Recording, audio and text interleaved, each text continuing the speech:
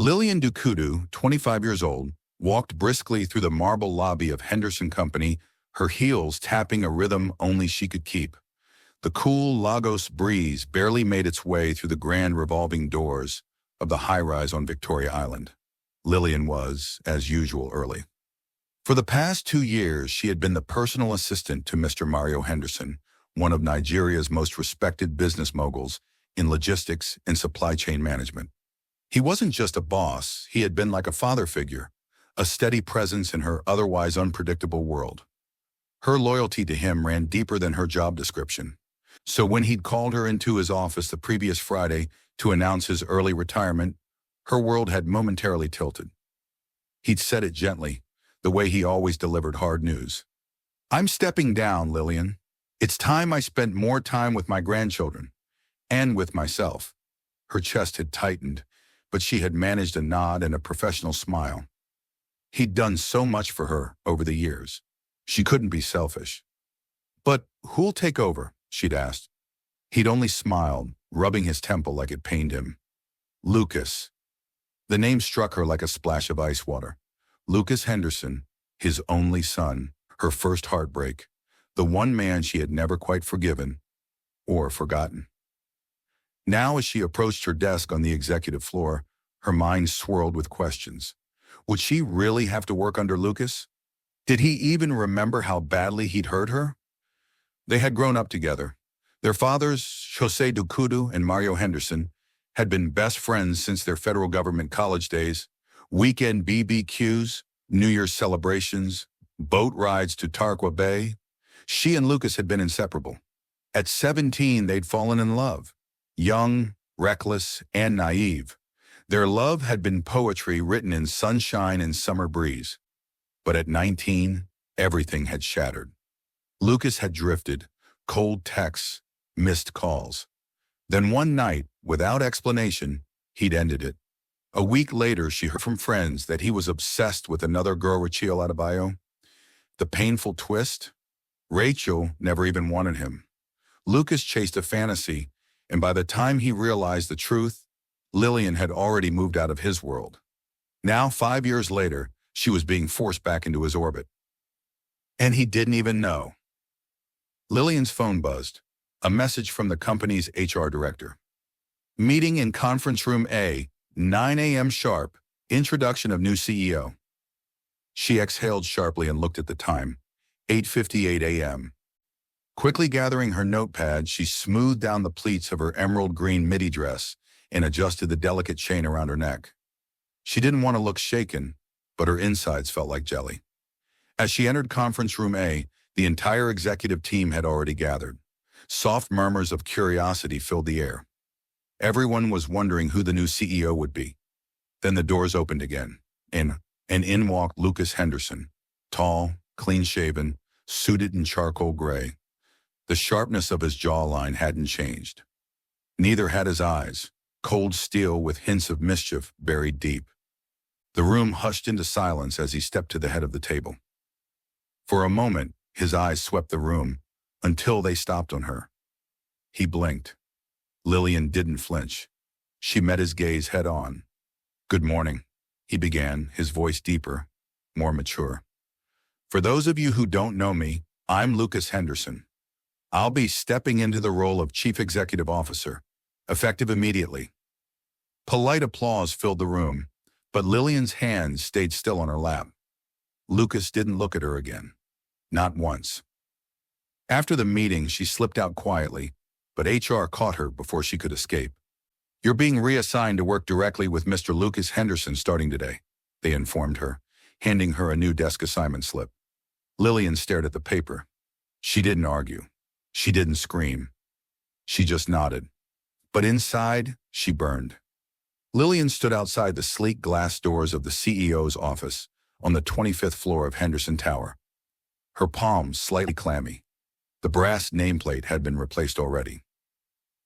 Lucas Henderson, Chief Executive Officer. It felt surreal. Just a few days ago, it had said Mario Henderson, a name that brought calm.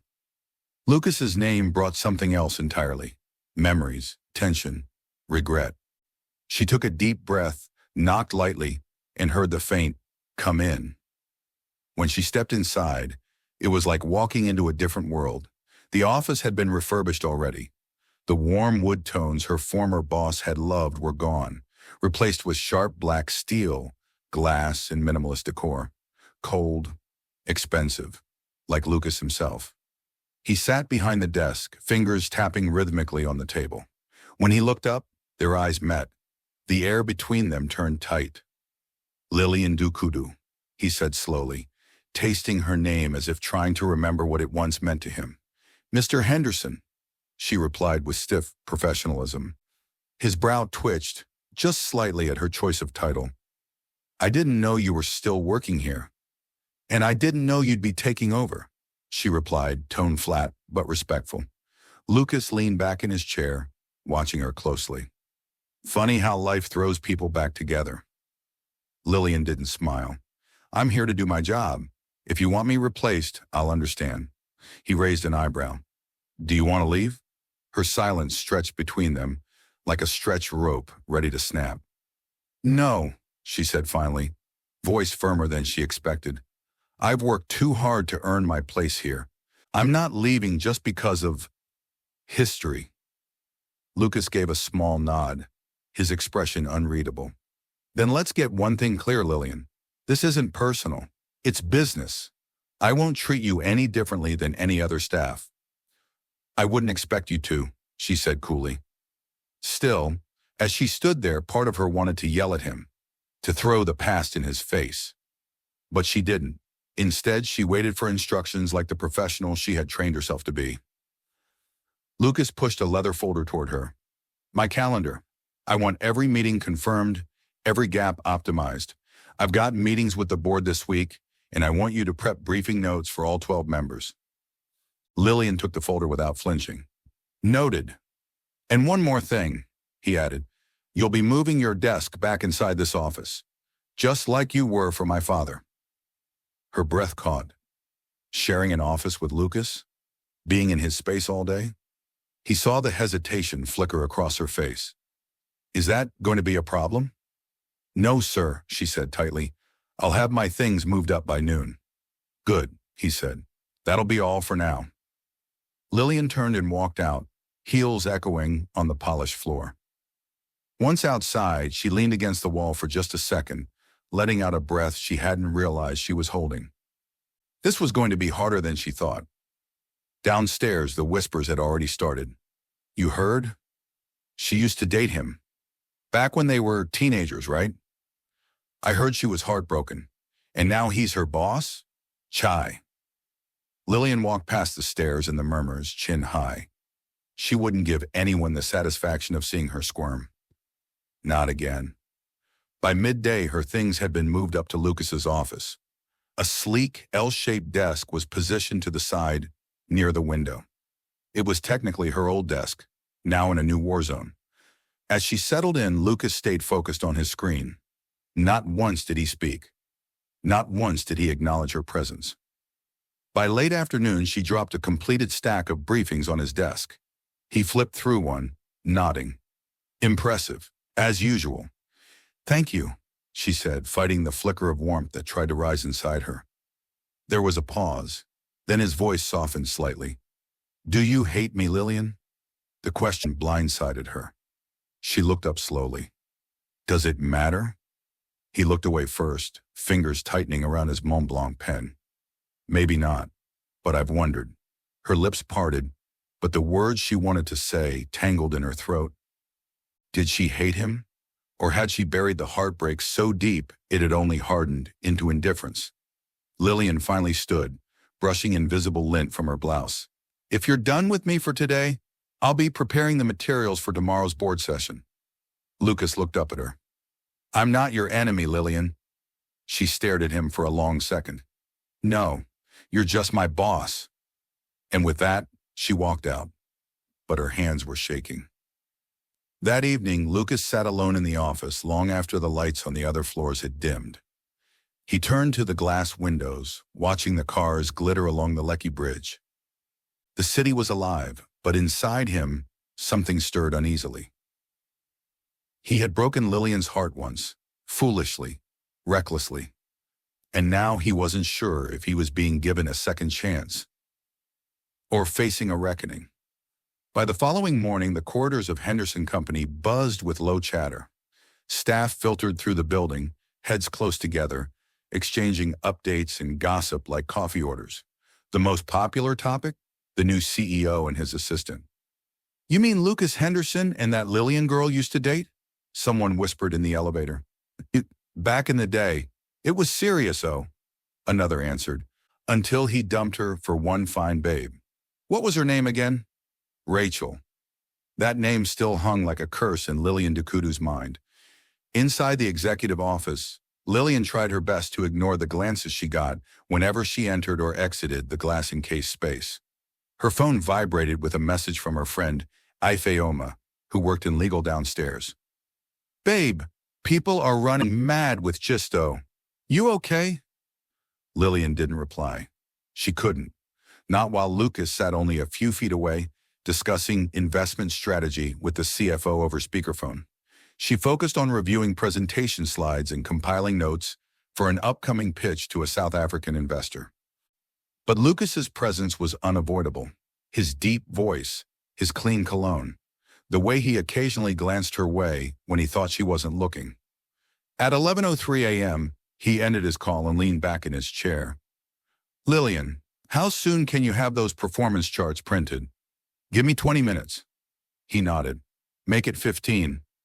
I want to run through them before I meet Mr. Ioma." She stood and walked to the printer without a word.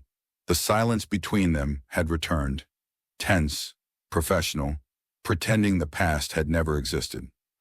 But pretending could only go so far. That afternoon, Lucas stepped out for lunch with the director of marketing. Lilian used the free time to gather files for the next day's board strategy session. As she sorted paperwork on his desk, a voice startled her from behind. "Well, some things never change." "Oh," Lilian turned, and there she was. Rachel Etunde. Just as beautiful as ever. Maybe more so. She wore a tailored cinnamon brown blazer and matching trousers that screamed wealth and taste. Her braids were long, thick, and swept into a polished ponytail. Her smile, cold, calculated. "I'm sorry," Lilian said slowly. "Do I know you have a meeting scheduled?" Rachel's smile didn't waver. "Oh, darling, I don't need a meeting. I'm just visiting an old friend." Lilian arched a brow. "Lucas isn't in at the moment." Rachel looked her up and down, amused. "I see you've held on to this job. 2 years with his father, and now with him? Impressive. I'm good at what I do." "I'm sure that's what kept you around." Rachel's voice dipped slightly. "And not the hope of winning back something you lost." Lilian stiffened. "What exactly do you want?" Rachel moved closer, lowering her voice. "Let me give you a little tip. Assistant to the CEO. Lucas is smart, but men are predictable. They may flirt with memories, but they don't live in them. Don't confuse nostalgia for affection." Lilian felt heat rise in her chest, but she kept her tone even. "Thanks for the unsolicited advice, Miss Etunde. I'll be sure to file it under irrelevant." Rachel's laugh was rich and condescending. "Still feisty. That's cute." Just then the door opened. Lucas walked in, holding a smoothie in one hand and a manila folder in the other. He paused when he saw them. "Rachel?" he asked, clearly surprised. "Lucas." Her tone shifted into sugary familiarity. "I was just in the neighborhood. Thought I'd say hello." Lilian moved away from the desk and gave Lucas a pointed look. "I'll be in the conference room if you need anything." As she left, Lucas watched her go, his jaw tightening. Rachel noticed. "You two are still tense," she said with a smirk. Lucas looked at her. "What are you doing here, Rachel?" "Come on, Lucas, I was just being friendly." He chuckled dryly. "Friendly? You haven't reached out in 2 years. Not since you made it clear you didn't want anything serious." Rachel waved a hand. "That was then. People change." He folded his arms. "No, people reveal themselves. And you were very clear." Rachel tilted her head. "What? Regretting that you let her go?" Lucas stared at her, voice low. every single day. Lilian stood inside the conference room, gripping the edge of the table, trying to slow her breathing. She wasn't eavesdropping. Not exactly. The office walls were glass, and though she wasn't close enough to hear all their words, their body language said plenty. Rachel, leaning in too close. Lucas, folding his arms. Lilian had lived through this once before, watching herself lose someone to a woman who never truly wanted him. Only this time she wouldn't crumble. When Lucas walked into the conference room 20 minutes later, Lilian didn't even look up. "Rachel's gone," he said, trying to sound neutral. "I didn't ask," he exhaled. "She's not important." "You don't need to explain yourself to me, Mr. Henderson," Lilian replied, flipping through her binder. "Like you said, this is business." "Right," he murmured, "just business." But his voice lacked conviction. That night, Lilian sat alone on her small balcony in Ikoyi, overlooking the quiet shimmer of the lagoon. A cup of Zobo sat untouched in her hands. She kept hearing Rachel's voice. Not the exact words, but the tone, the arrogance. The way she had spoken like Lilian was disposable, like she was still that girl who'd once been tossed aside. But she wasn't. She had built herself into a woman who didn't beg for love, who showed up, who kept her head up even when her heart was heavy. And Lucas, he'd made his choices. She would make hers too. Whatever happened next, she wouldn't break again. The next few days passed with calculated silence. Lilian Dukudu was a model of composure. She kept to her side of the CEO's office, executed every task with efficiency, and maintained the calm grace she had honed over the last 5 years. But beneath her polished exterior, the edges were fraying. She couldn't stop thinking about Rachel, about Lucas's expression after she left, about the way he'd said, "She's not important." And yet, something had shifted. It started with the way he looked at her. Not as a subordinate, not as a forgotten chapter of his past, but as if he saw something he hadn't noticed before. Or maybe something he had deliberately ignored. On Wednesday, after their weekly executive review, Lucas turned to her as the board members filed out. "You've done well," he said quietly. "Today, this week." She looked up surprised. He didn't hand out praise lightly. "Thank you. I mean it, Lilian. I couldn't have handled this transition without you." She hesitated. "I thought you didn't want anything personal interfering with business." Lucas nodded, slowly. "I did say that, but maybe some things are unavoidable." Their eyes locked. For a moment, the room shrank, just the two of them, suspended in unspoken tension. It wasn't the same heat of their teenage romance.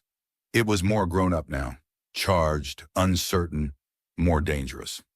Lilian broke the silence first. "I'll email you the investor proposals by evening." He nodded. "Right, thank you." The moment passed, but the shift remained. That evening, Lucas found himself alone in his penthouse, standing barefoot on the marble floor of his open-plan living room in Banana Island. The lights of the city glittered far beyond the floor-to-ceiling windows, but his mind was elsewhere. He poured himself a glass of red wine, then opened an old drawer and pulled out a photo. It was him and Lilian. Both of them were 17. The photo had been taken during a New Year's barbecue at Tarqua Bay. She was laughing, head thrown back, braids swinging. He had his arms wrapped around her waist. They looked happy, whole. Lucas sighed. How had he let that slip away? He remembered the allure of Rachel back then, her mystery, her elitism, her subtle manipulation. He'd been young and foolish, thinking desire meant destiny. Rachel had never loved him. She used his attention to toy with others, to climb social ladders, to watch girls like Lilian fall. And he'd let her. He had destroyed the one thing that had ever felt real.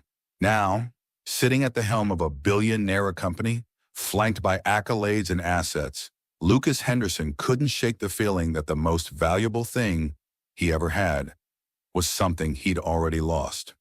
The next morning, Lilian arrived earlier than usual.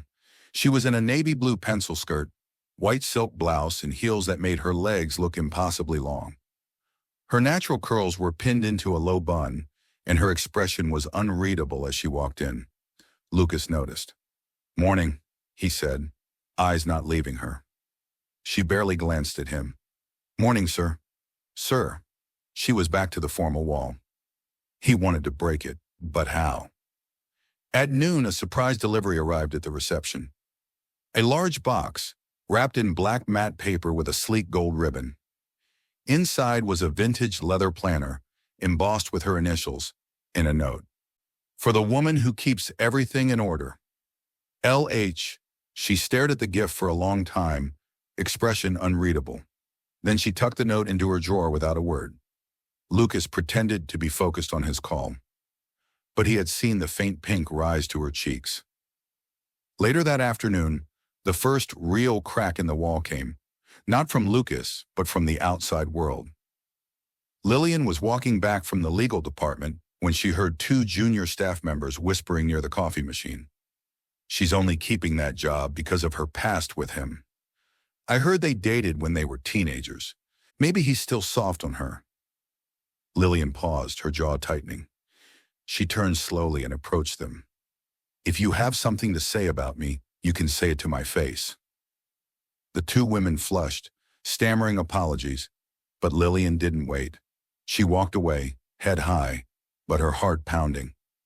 When she returned to the office, Lucas was seated behind his desk, reading something on his tablet. He looked up as she entered. "What's wrong?" She hesitated. "Nothing." "Lilian." His voice was low but firm. "I'm fine," she repeated, sharper than she intended. He rose.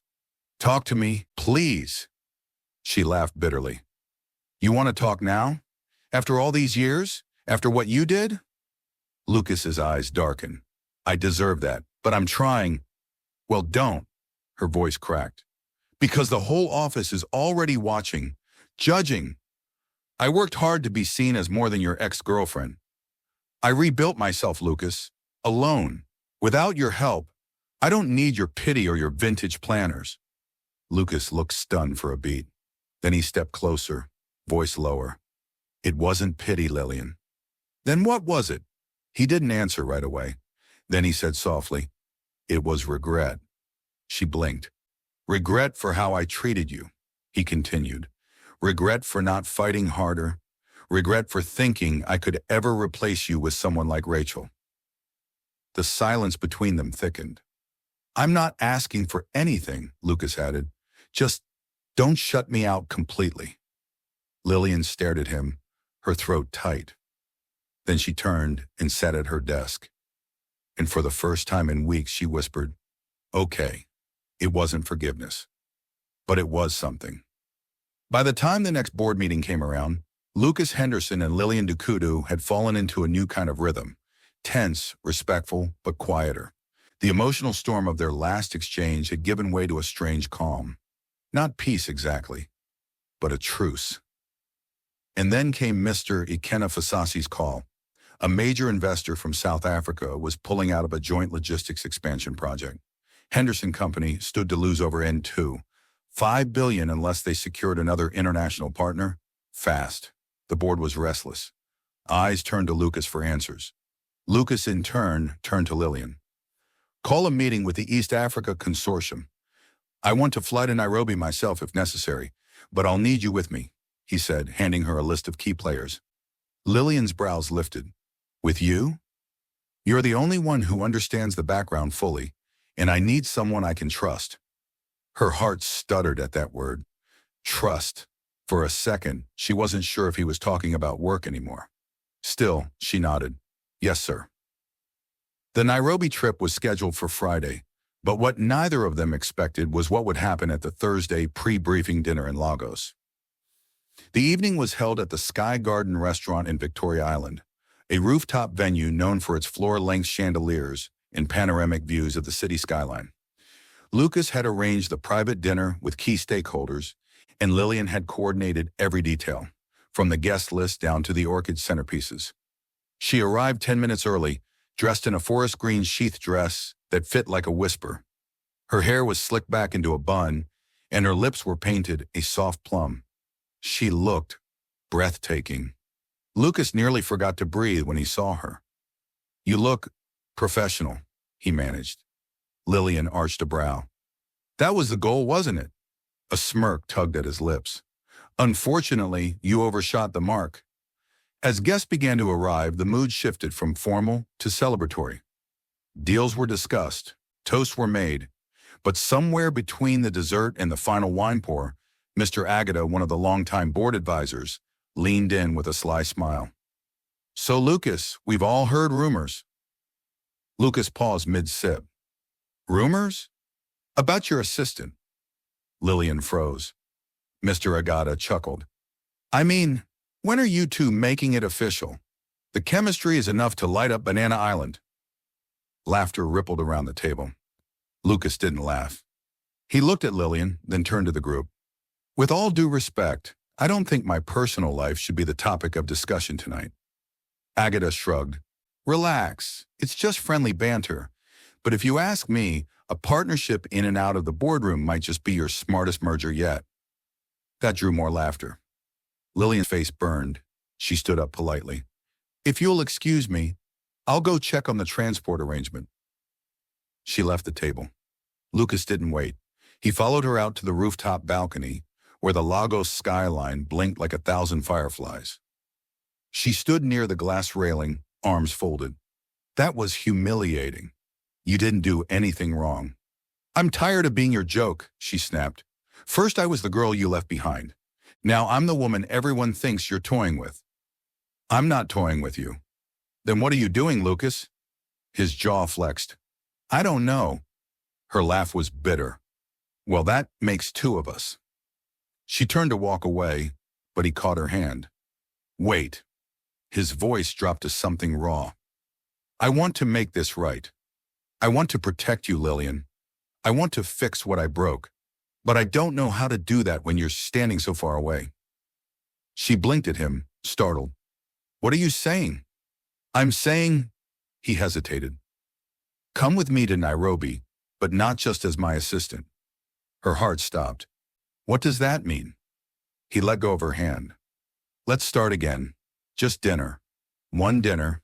No expectations, no rumors. Just you and me.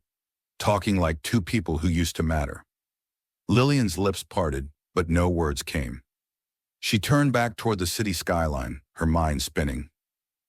After a long moment, she said quietly, "I'll think about it." Lucas smiled softly. "That's all I'm asking." The next day, they boarded the company jet to Nairobi. Lucas wore his usual charcoal suit and confidence. Lilian wore a navy blazer and matching trousers, but this time something in her posture had softened. She didn't avoid his gaze on the plane. She even laughed once when he spilled a bit of orange juice on his tablet. But it wasn't until they were settling into their hotel that the moment finally came. Lilian stepped off the elevator, Lucas walking beside her. "I thought about your offer," she said. Lucas looked at her. "And?" She paused at the door to her suite. "One dinner," she said. Lucas's smile was immediate but cautious. "Just dinner." She nodded. "Just dinner." But in both their hearts they knew. Dinner was only the beginning. The Nairobi night air was cooler than Lagos, softer somehow. From the rooftop restaurant of the Hilton Arcadia, the city glowed beneath a blanket of stars. Elegant lights cast a golden sheen over the terrace, and violins played gently in the background. Lilian Dukudu sat across from Lucas Henderson, every inch of her poised but alert. She had chosen a burgundy satin dress with off-shoulder sleeves that caught the candlelight every time she moved. Lucas hadn't said anything about her appearance when he saw her, but the way he looked at her said more than words ever could. Their waiter placed 2 glasses of wine in front of them and disappeared. For a moment, neither of them spoke. Then Lilian exhaled slowly. "So, we're here." Lucas gave a soft smile. "No board members, no Rachel, no gossip, just us." She nodded, swirling her wine. "We haven't done just us in a very long time." 6 years, he said. "Not that I've been counting." She glanced at him. "You remembered." He gave a low chuckle. "I remember everything." Lillian's heart gave an annoying little flutter that she tried to smother. She wouldn't be swayed by nostalgia. She needed clarity. So what is this really about, Lucas? Guilt? Regret? Trying to rewrite history? His face turned serious. It's about facing it, owning it, and maybe hoping for something better this time. She looked down at her wine glass, then back at him. You hurt me. I know. You broke me. I know that too. She paused, then added quietly, I had to piece myself back together without you. Lucas leaned forward. And you did. You became this brilliant, powerful woman who holds her head high, even when people whisper. You didn't just survive me. You outgrew me. Her eyes glistened, but she blinked it away. He reached across the table. Let me be worthy of the woman you've become.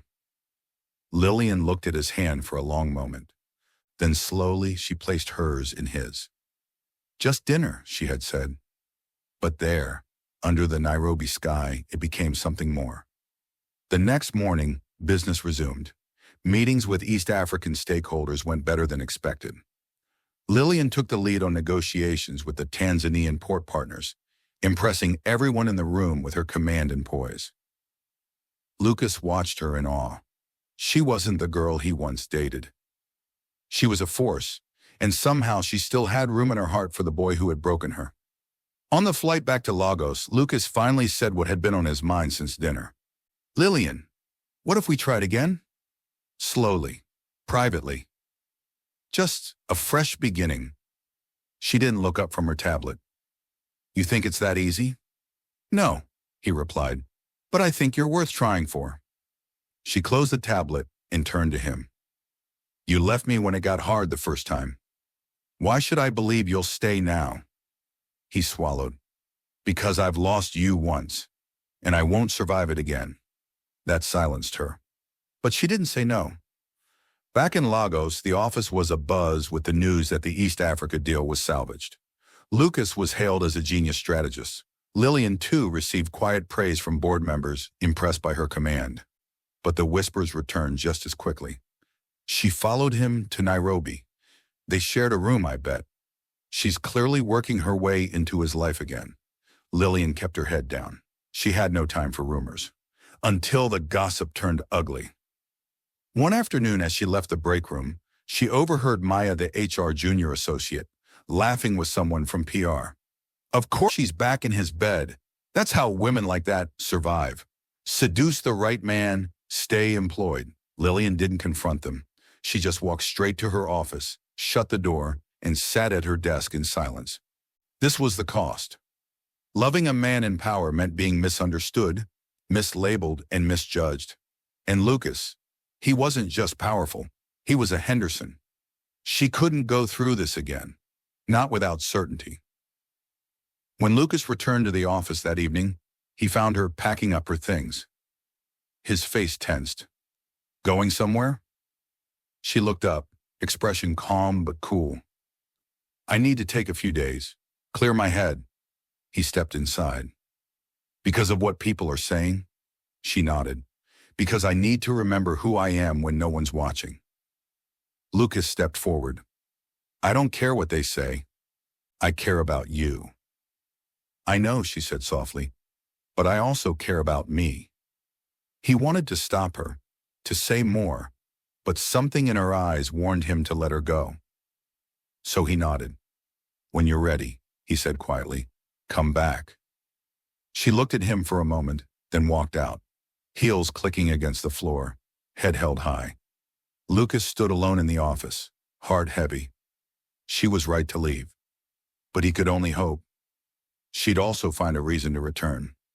It had been 4 days since Lilian Dukudu stepped out of Henderson Company, leaving behind her neatly organized desk, her routines, and, perhaps most difficult of all, Lucas Henderson. She hadn't answered his calls, hadn't replied to his emails. She'd needed the silence, the distance, and most of all, she needed to remember who she was without the gravitational pull of his presence. Now, seated in the quiet of her apartment in Lekki Phase, one sipping tea and staring out the window at the rain misting against the glass, Lilian wasn't sure if she'd succeeded in finding the clarity she needed or just created a new kind of confusion. Her mother had called earlier. "You're not a little girl anymore, Lilian," she'd said gently, "but you're also not a machine. You can't keep punishing yourself for feeling something deeply." "I'm not punishing myself," Lilian replied. Her mother had paused. "Then why does it sound like you're afraid?" Afraid? Maybe she was. Afraid that if she gave Lucas a second chance, she'd lose herself again. Afraid that if she didn't, she'd regret it for the rest of her life. Meanwhile, inside the CEO's office on the 25th floor of Henderson Tower, Lucas Henderson was losing focus. His team noticed. He sat through meetings without speaking, missed 2 briefings, left a pitch review halfway through, and disappeared into his office for hours. "Is everything all right, sir?" his interim assistant asked carefully. Lucas barely looked up. "Reschedule everything for today." Everything. When she left, Lucas walked to the window overlooking Echo Atlantic, the rain streaking the glass like tears. He hated this feeling, this helplessness. It was foreign to him. In business, he made decisions, controlled outcomes, drove results. But with Lilian, he could only wait and pray she chose him. On the 5th day, Lilian stepped back into the office building, not because she had made her decision, but because she needed to. The moment she walked in, heads turned, conversations paused. No one expected her to return, but she didn't care what anyone thought. She went straight to the executive floor. Lucas was in his office, alone. The room was dim, blinds drawn.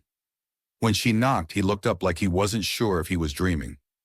Lilian walked in, shut the door behind her, and faced him.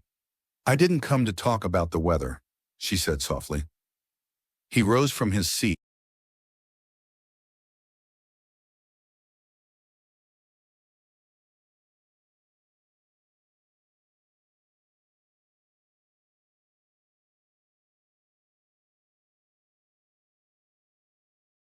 Tense. "I didn't expect you to come at all. I needed space, to think, to remember who I am." "And?" he asked. "I'm Lilian Dukudu," she said. "I'm not defined by gossip or by who I date. I've worked hard for everything I have.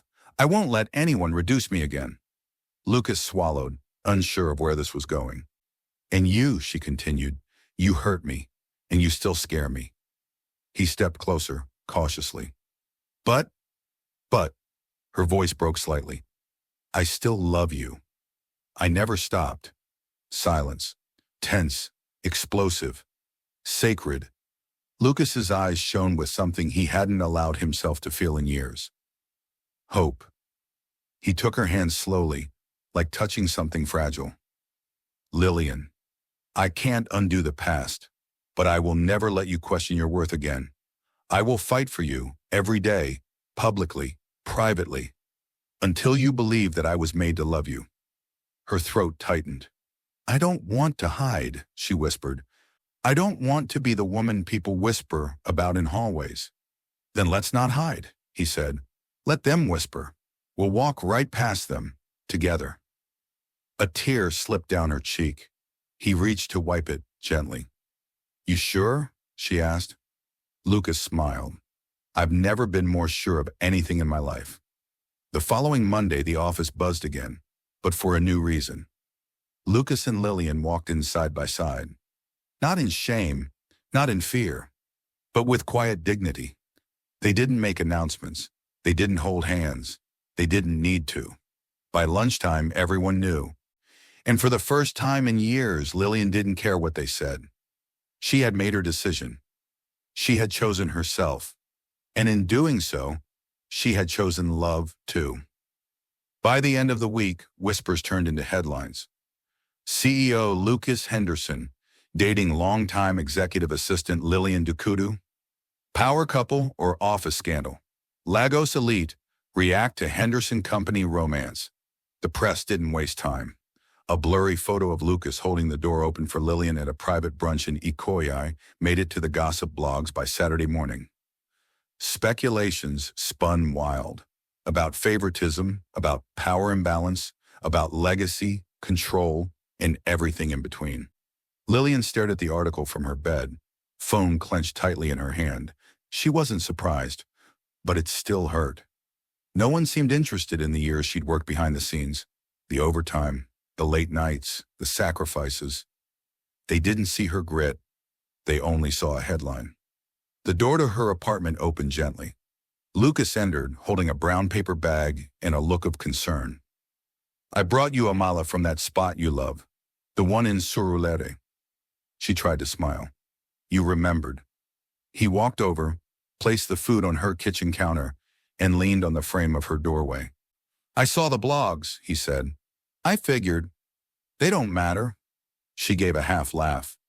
"They do, Lucas. Maybe not to you, but I've spent my whole career trying not to be dismissed as just someone's girlfriend, and now that's all I am to the world." Lucas crossed the room slowly, kneeling in front of her. "Then let's change the narrative." Her eyes narrowed slightly. "What do you mean?" He reached into his jacket pocket and pulled out a velvet box. Lilian's heart stopped. "Lucas, don't panic," he said gently.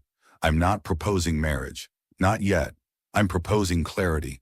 For you, for the company, for everyone watching." He opened the box. Inside was a diamond pendant, small, elegant, carved with her initials. "LD, I want the world to know this is real. And I want you to wear this to the gala on Friday, not as a secret, not as a question mark, but as the woman I respect, trust, and admire." She stared at the necklace, then at him. "Do you know how big that gala is?" she whispered. "Politicians, CEOs, investors." "I know," he said, "and I want you by my side." Lilian swallowed hard. This wasn't a man hiding behind corporate image. This was a man finally standing up for love. She touched the pendant, breath-catching. "Okay," she said. "I'll go." The Lagos business leaders. Gala was held at the iconic Echo Atlantic Grand Ballroom, where every chandelier shimmered like a constellation and the guest list read like a Forbes article. When Lucas walked in that night, dressed in a sharp black tuxedo, all eyes were already on him. But when Lilian Dukudu stepped beside him, hair swept into a braided crown, wearing a royal blue evening gown that clung in all the right places, the room fell silent. Whispers followed. "Is that her? She looks like a queen. She doesn't belong here." "She belongs more than half of us," someone else said firmly. Lucas placed a hand gently at the small of her back. No one missed it. Throughout the night, they moved together, seamlessly. During dinner, Lilian held her own in a discussion on inter-African trade policies with a South African delegation. At the auction, she bid on a painting that would later be donated to an orphanage she once volunteered at. She wasn't just the CEO's girlfriend, she was Lilian Dukudu, and the world began to notice. Near the end of the night, Mrs. Fadike Yoma, a board director who'd once been skeptical of Lilian, approached her by the champagne bar.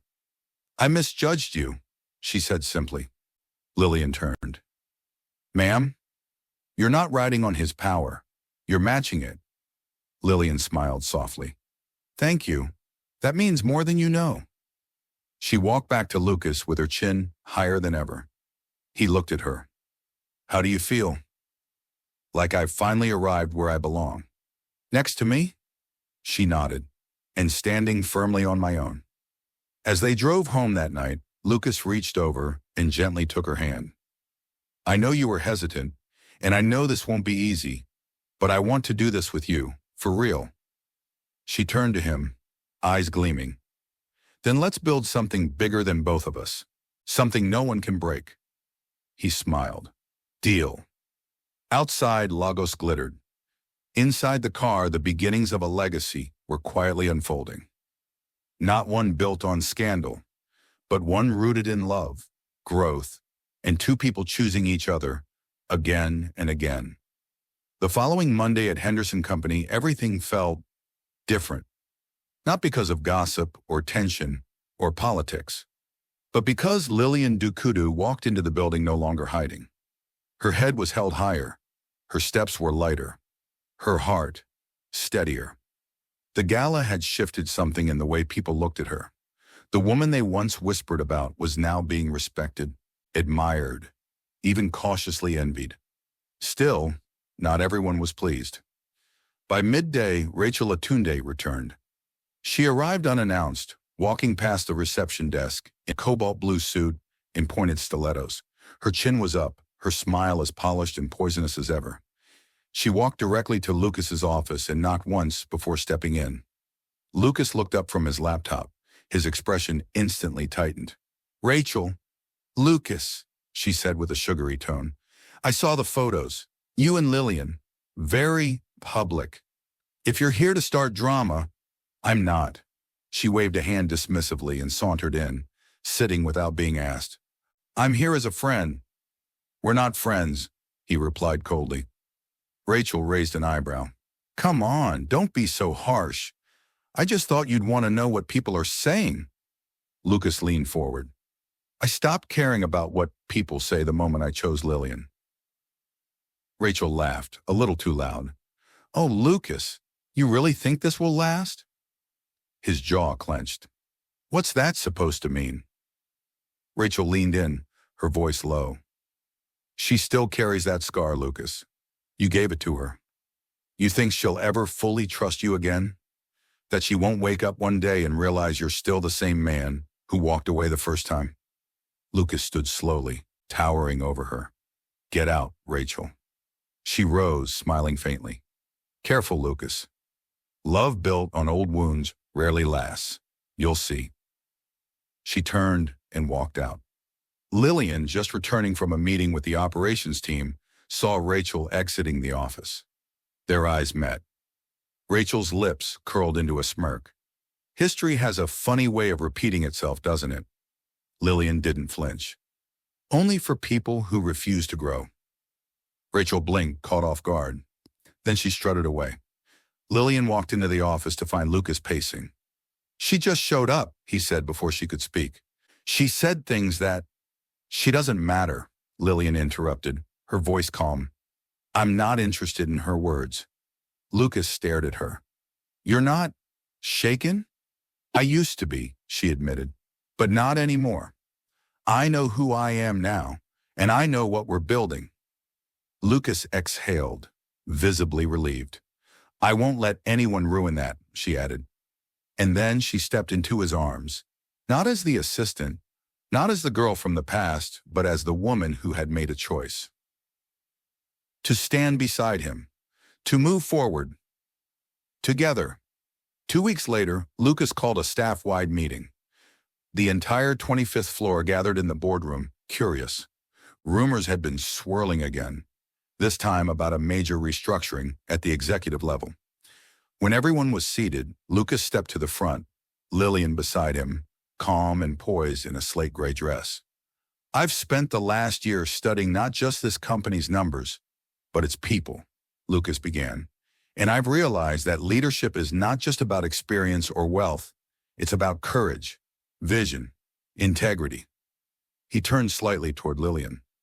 "And there's one person here who embodies all of those." Murmurs spread across the room. Effective immediately, Lucas continued, "Miss Lilian Dukudu will assume the role of Vice President of Strategy Development at Henderson Company." Silence. Then applause. Some hesitant, some stunned, but many proud. Lilian stepped forward, holding the mic briefly. "Thank you," she said.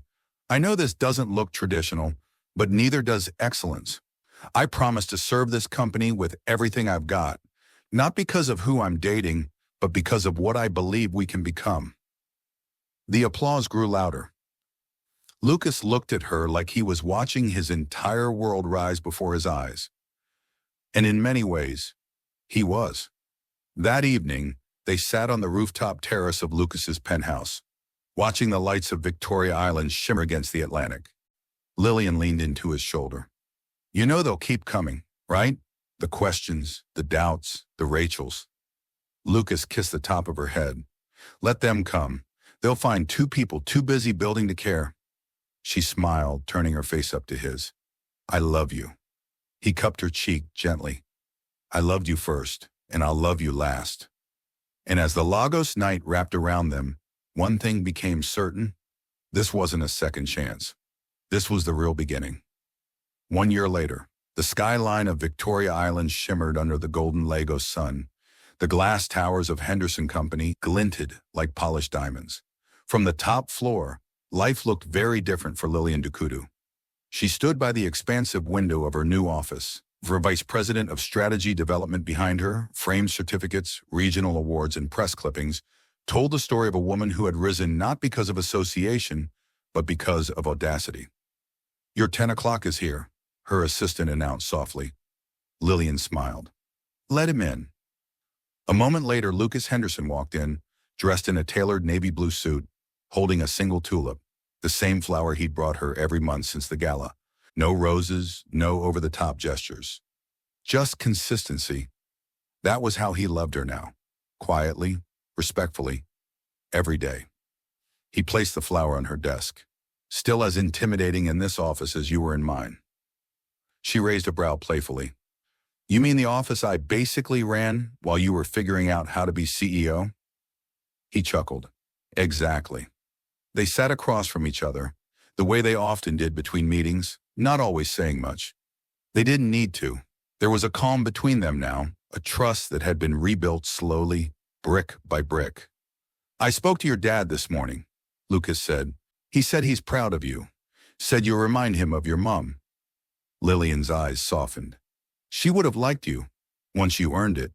"I hope I have," he said quietly. She leaned over and kissed his cheek. Every day. They'd kept their relationship private after the promotion. No more headlines, no interviews. Just life, love, loyalty. That evening, they hosted a small dinner at the Ivy Gardens, surrounded by a few close friends, board members, and family. Lilian sat between Lucas and her father, Mr. Jose Dukudu, laughing as someone teased her about her once scary precision with corporate budgets. "I still say she runs tighter numbers than CBN," someone joked. Lucas raised a glass. "That's why I don't argue with her in the boardroom or the kitchen." Everyone laughed. Later, as the sun set and soft music played, Lucas stood to speak. "This time last year, I nearly lost the best person I've ever known. I thought I could keep business and heart apart.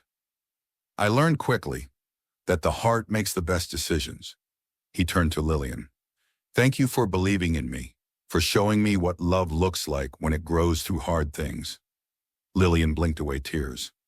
Then, before the evening ended, he surprised her again. No velvet box, no dramatic speech. Just a question, whispered in her ear as the city lights came on. "Will you build forever with me?" Lilian didn't need time. She didn't need a pause. She whispered back, "Yes." Because this time she wasn't stepping into love blindly. She was walking in with eyes open, heart healed, and a future she had helped shape. And when the world looked at them now, they didn't see scandal. They saw a story of choosing love over pride, over fear, over everything. A story of two people who once fell apart, but chose every single day to fall back together.